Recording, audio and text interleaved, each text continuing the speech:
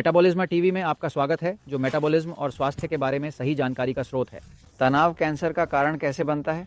मैं Frank Suarez, मोटापा और मेटाबॉलिज्म विशेषज्ञ हूँ।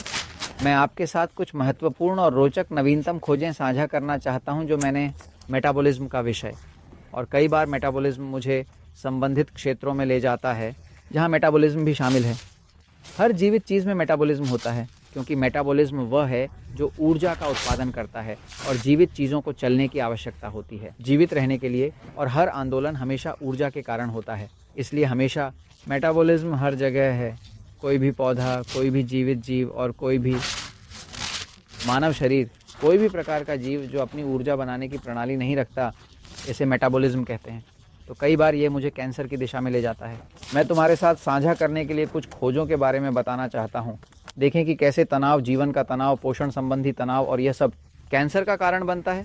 मैं इसे समझाने के लिए एक पल के लिए बोर्ड पर जा रहा हूँ। कैंसर कोई सामान्य स्थिति नहीं है, ऐसे अचानक नहीं होता।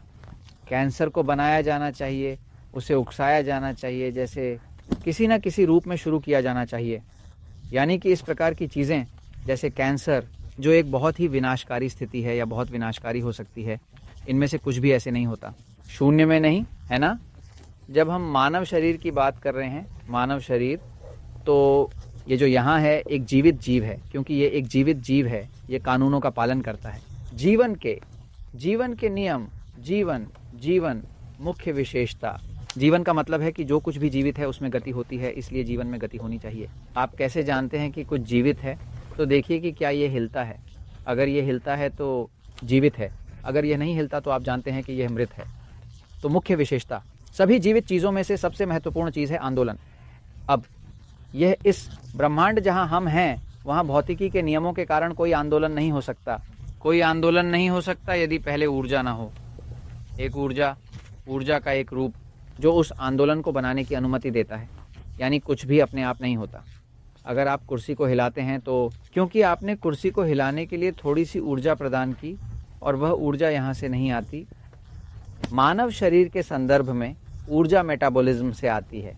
मेटाबॉलिज्म क्योंकि ये कोशिकाओं के अंदर होता है, जहाँ एक ऑर्गेनेल, एक अंग जैसे होता है, जो ऐसे माइटोकॉन्ड्रिया कहा जाता है, जहाँ एक पदार्थ का उत्पादन होता है जिसे एटीपी कहा जाता है। सही है, ट्राइफॉस्फेट, एडेनोसिन या एडेनोसिन ट्राइफॉस्फेट, जो वह पदार्थ है जो मेटाबॉलिज्म, जो ऊर्जा है जो मेटाबॉलिज्म को उत्पन्न करती है, जो जीवन का कारण बनती है। जब हम कैंसर की बात करें तो कैंसर जैसे कि है कैंसर, और अभी वैश्विक स्तर पर जैसे कि कैंसर ग्रह पर मृत्यु का दूसरा सबसे बड़ा कारण है। पहले स्थान पर दिल के दौरे हैं, हृदय संबंधी समस्याएं, और दूसरा कैंसर, उसके बाद अन्य आते हैं। कैंसर वैश्विक स्तर पर मृत्यु का दूसरा प्रमुख कारण है, और अधिक से अधिक लोग इससे प्रभावित हो रहे हैं कैंसर के साथ। अब कैंसर कैसे बनता है? चलिए देखते हैं कैंसर कैसे बनता है। मेरी मेटाबॉलिज्म की दृष्टिकोण से कैंसर हमेशा ही उत्पन्न होता है एक तनाव की स्थिति। लेकिन जब हम तनाव कहते हैं तो यह परिभाषित करना आवश्यक है कि कौन सा तनाव, क्योंकि यह जीवन का तनाव हो सकता है, जैसे किसी प्रियजन की मृत्यु, एक दुर्घटना या किसी अन्य अप्रत्याशित घटना, या यह विषाक्त पदार्थों का तनाव भी हो सकता है, जैसे कि विकिरण का तनाव, कीटनाशक संरक्षक तनाव, रंग रसायन, ये तनाव का एक और रूप है। जैसे यह एक विषाक्त तनाव है, यह जीवन का तनाव है जो भावनात्मक से संबंधित है, प्रियजन की हानि और अन्य, ये विषाक्त तनाव है। और फिर अंत में एक पोषण संबंधी तनाव।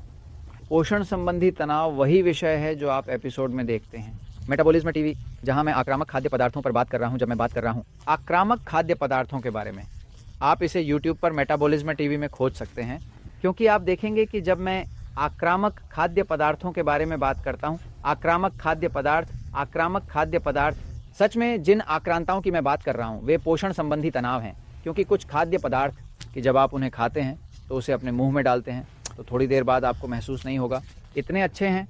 और वे खाद्य पदार्थ हैं जिनके बारे में आप जानते हैं कि वे मानव शरीर के लिए विषैले हो रहे हैं, और यह एक हानिकारक पोषण। सरल और सीधा इसलिए क्योंकि अगर आप अपनी ग्लूकोज मापने लगते हैं एक ग्लूकोमीटर के साथ, आप देखेंगे कि आपके शरीर की ग्लूकोज आसमान छू रही है, ऊपर जा रही है, एक मधुमेह रोगी का। तो तनाव के विभिन्न प्रकार होते हैं, जैसे जीवन का तनाव, जो यह संबंधों के साथ हो सकता है, विषाक्त पदार्थों का तनाव और खाद्य पदार्थों का पोषण संबंधी तनाव जो आप खा रहे हैं वह आपके लिए बहुत खराब है, क्योंकि ये आपकी ग्लूकोज को ऊपर की ओर बढ़ा देता है। अब जब तनाव हो रहा है तो यह मायने नहीं रखता कि वह तनाव किस प्रकार का है, चाहे वह जीवन का हो, चाहे वह विषैला हो या पोषण संबंधी हो, मानव शरीर पर जो प्रभाव पड़ता है और कैंसर उत्पन्न करता है वह समान होता है। उदाहरण के लिए, चाहे कोई भी प्रकार का तनाव हो, जब बहुत अधिक तनाव होता है तो सबसे पहले जो होता है वह यह है कि पीछे स्थित तंत्रिका तंत्र जो सेरिबेलम में है सक्रिय हो जाता है और सभी नलिकाओं के माध्यम से जो रीढ़ की हड्डी से नीचे जाते हैं वे सक्रिय और उत्तेजक आवेगों को कम करना शुरू कर देते हैं और यह मानव शरीर को असंतुलित कर देता है। जब मानव शरीर को हमला महसूस होता है तो वह तनाव में होता है। पहली चीज़ शरीर करता है यह है कि तैयार होता है प्रणाली को सक्रिय करने के लिए, जिसे हम कहते हैं उत्तेजित तंत्रिका तंत्र। उत्तेजित तंत्रिका तंत्र जिसे डॉक्टर सिंपैथेटिक कहते हैं। सिंपैथेटिक सिस्टम जो बिल्कुल भी सिंपैथेटिक नहीं है, वास्तव में उतना सिंपैथेटिक नहीं है। सही है, उत्तेजित तंत्रिका तंत्र क्रिया का तंत्र है, लड़ने का, दौड़ने का।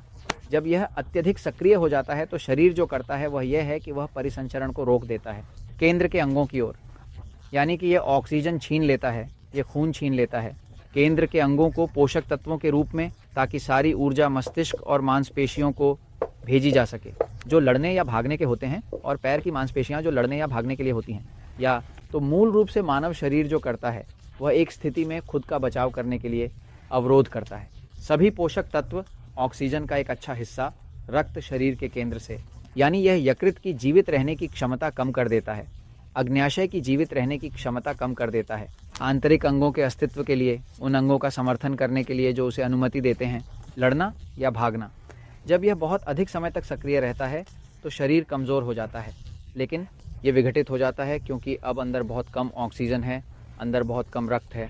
ऑक्सीजन कम होने पर और कम रक्त, क्योंकि अगर आप कैंसर बनाना चाहते हैं तो कैंसर बनाने का सुरक्षित तरीका, हाँ, ऑक्सीजन हटाएं। जब आप ऑक्सीजन हटाते हैं तो यह अवायवीय हो जाता है और स्वचालित रूप से उसे कैंसर हो जाता है।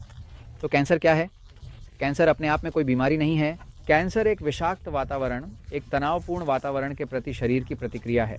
एक गंदे वातावरण में, एक ऐसे वातावरण में जो विषाक्त पदार्थों, विकिरण से प्रभावित हुआ है, जहर के साथ, भारी धातुओं के साथ, जो भी हो, तो कैंसर हमेशा एक प्रतिक्रिया है, एक बीमार वातावरण के प्रति मानव शरीर की प्रतिक्रिया है ना।